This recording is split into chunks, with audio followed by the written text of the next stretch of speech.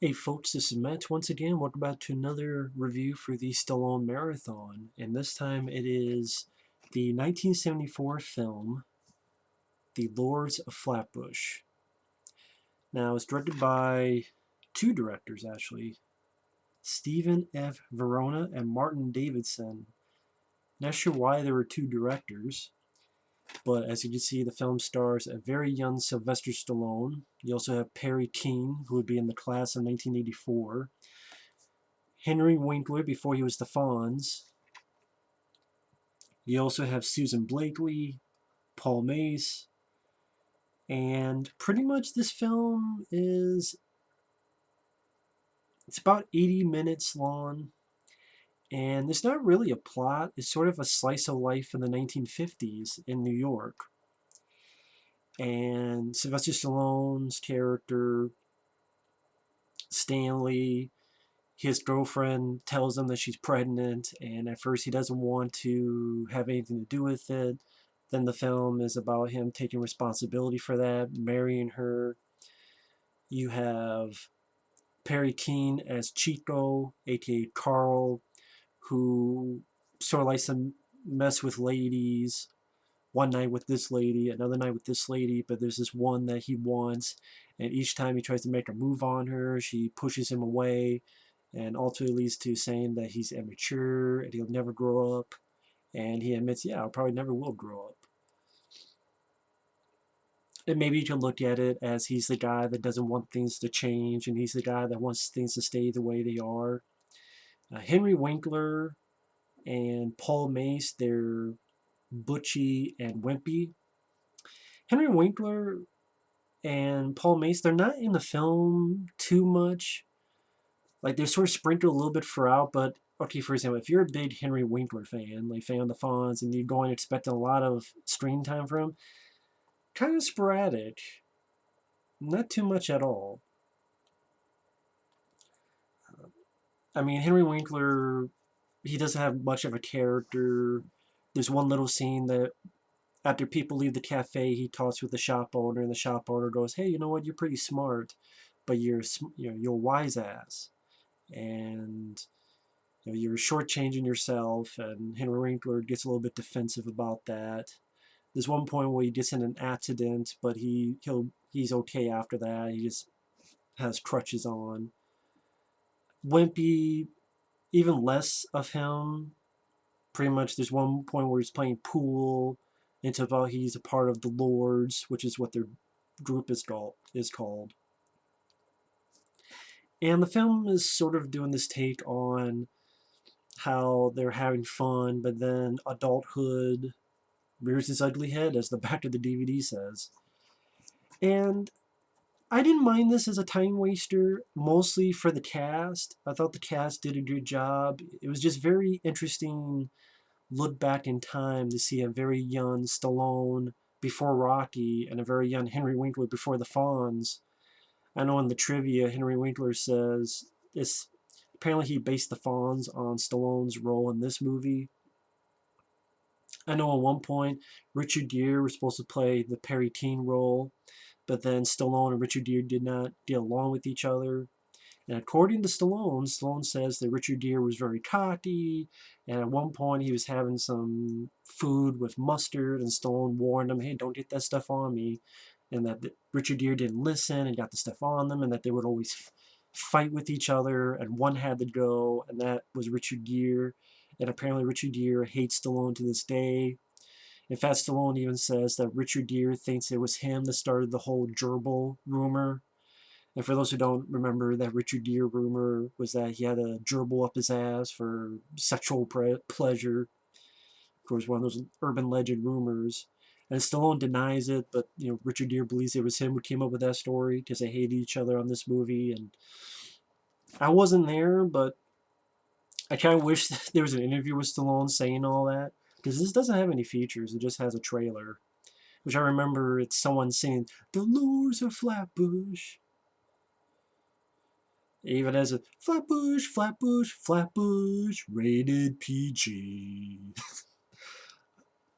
And it's a very short film. I thought it went at a decent enough pace. I liked the cast. and it has some good scenes with it. It's just one of those things that people on IMDb say it best. It seems less like a movie and more like a documentary, again, sort of a slice of life, because some people just see this and kind of meanders,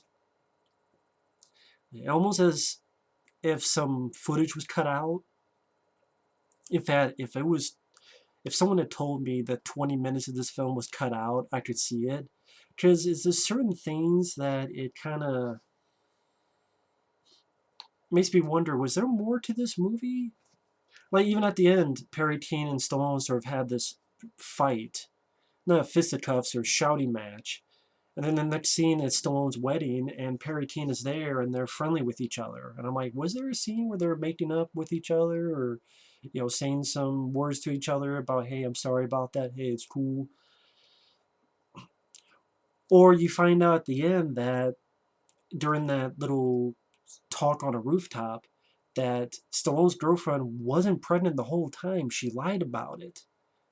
He said, well, she's not pregnant, but I might still marry her. And I'm thinking, first off, where's that scene where he finds out that she wasn't pregnant at all? And it makes the girlfriend, I thought she was a bitch. Like, Stallone's girlfriend in the movie, I hated her character. She was annoying. She was bitchy. She was unlikable. And I'm like, I kind of want the movie to end that Stallone dumps her ass and him and the other three go off on a motorcycle to ride off to the sunset. But I'm like, if you're going for your whole responsibility, maybe you shouldn't make the girlfriend such a bitch that lied about being pregnant. I mean, that's a dick move. I'm sorry. And there's not even a scene of like him confronting her or anything. I'm like, what's the deal with that? But like I say, it's less of a plot and more of a slice of life of the 1950s. And in that, um, I thought the way they filmed the time period was, some people call it cheap. To me, it worked fine. The music, I think it's all original music. I could be wrong, but it definitely sounded like music from the 50s. Music composed, arranged, and conducted by Joe Brooks. So I thought the music worked well for the film. It fit the film fine. And just sort of these guys having fun with each other, playing a keep away with this book with this lady, messing around in school class, messing with the teacher, Stallone moving seats. Hey, every time I move, there's another draft. That's that's why overall I like the film. I like Sly's behavior, his character. It's almost as if Andrew Dice Clay didn't cuss. It's kind of what he's playing in a way. And it was just nice to see, being a fan of Stallone. This is the first time I had seen this movie. And I figured I'm going to wait and watch this film until, a marathon. Thus I'm doing now. And it was just great to see Stallone in that kind of performance. I think he did a really good job. But they're having fun. Sly gets kicked out of class. They're playing stickball with each other. They're flirting with chicks. The wimpy guy's playing pool, and this other guy, he's a little bit of mouthing off. And Stallone comes in, and the guy asks, well, who's that? Oh, he's the guy who's going to tell me to kill you. Oh, I don't like punks coming in here, mouthing off, scares him off. And then when he leaves, Sly laughs. Hey, I like that guy. So I really like Stallone's performance in the flick. Perry Teen, his story didn't really go anywhere to me. It's just he's hanging out with this girl named Jane on a beach, and once in a while he like goes over her home. They try to make out. She says no. He pushes it for a little bit, then says, fine, if you're nervous around me, I'll leave. Then another time they're at the drive-in. She doesn't want to be just another another girl to sleep with, and he gets a little bit pissy about it, but then leaves. He's trying to get with this girl, but she's telling him, hey, we'll just be friends.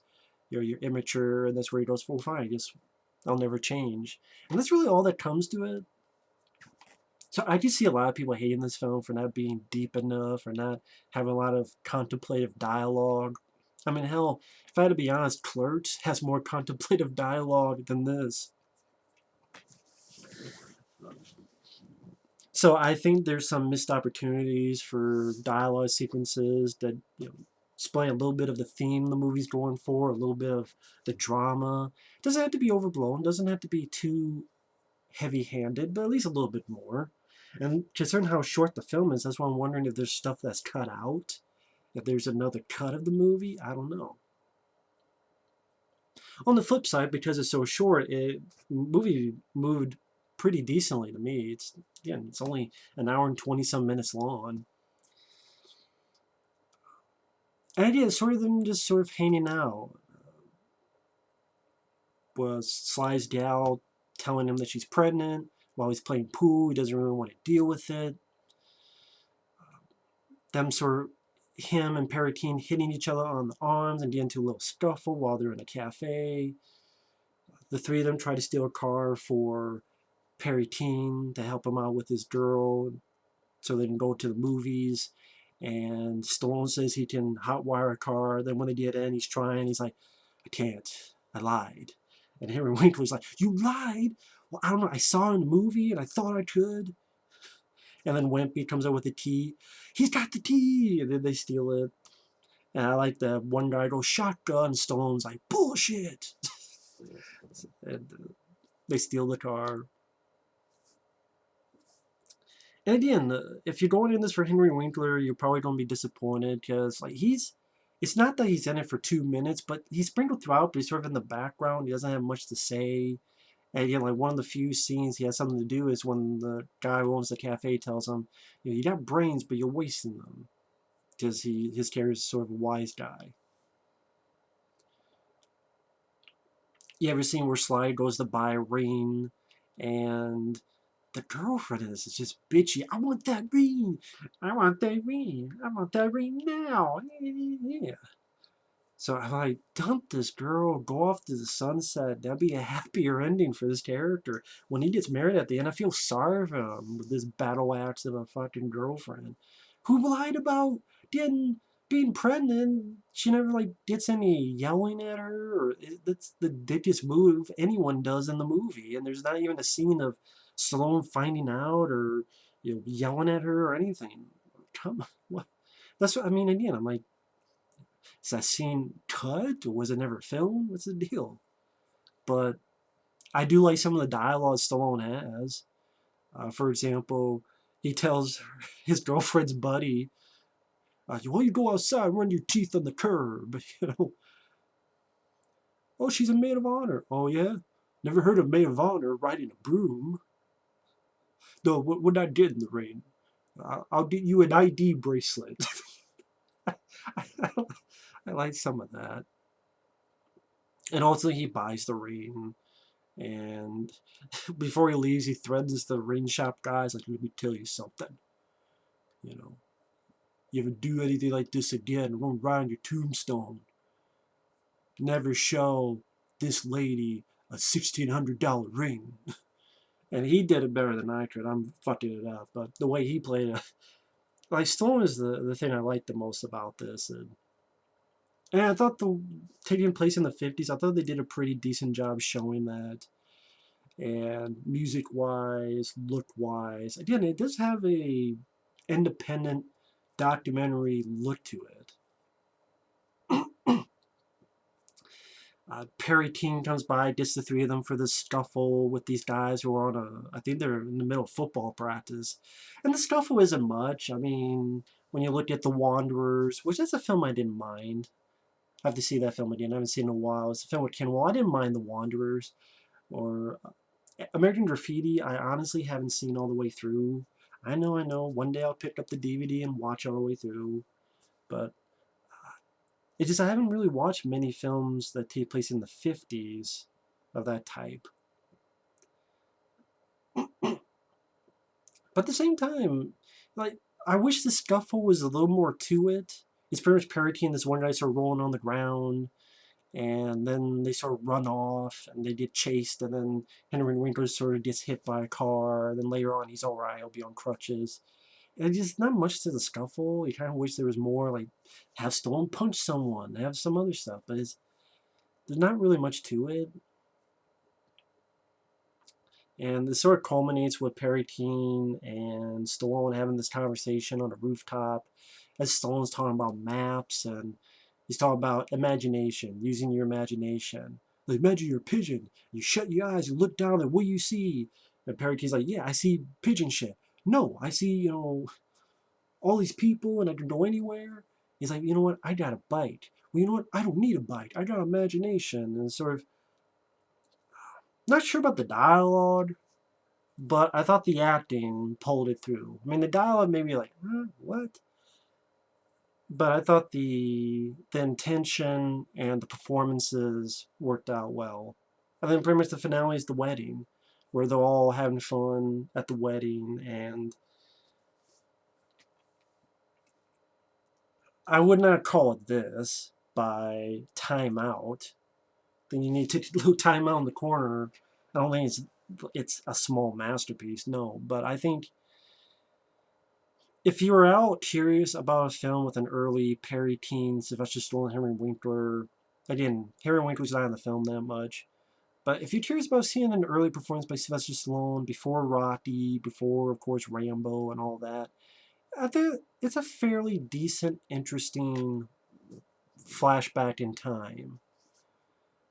And it shows that Stallone can act. And it shows, you know, I've said this before, but it is a slice of life in the 1950s. So, again, it just seems as if it's the most lightly touching on subjects and never really gets deep. And it seems like a movie that's supposed to get deep, but it never does. So that's what I mean. It doesn't really have a plot. It's just sort of people just sort of wandering. So maybe if it had certain like big moments of revelation or what the themes of the film are, but I don't know, maybe it does make it a little bit different where it's not heavy-handed. It's not a message in your face. So, maybe that's why I'm being a little bit easy on it as well. Where, hey, not many films, a lot of film, you'll find more films of that ilk being heavy-handed than just being easygoing. And this is more of an easygoing flick. So maybe it's almost a little bit, I have problems with it, but it's a little bit refreshing as well. I know that sounds weird and confusing. But yeah, I didn't mind it. Just nice to see these guys in an early role, the 50s era. Got a few chuckles out of me from the dialogue, mainly from Stallone. And yeah. Perry Teen's role, really, I honestly found nothing much to it. Perry Teen himself does fine, but on the felt maybe they could have done more with that character. Henry Winkler would like to have seen more screen time with him in the film. But that's what I call like a decent time waster. I don't think it's great or awesome or fantastic. I think it's a decent time waster. At least just to see these actors in the early stages of their career, especially Sly. So I didn't mind it. So thanks for watching. Take care, and we'll see you later. Bye-bye.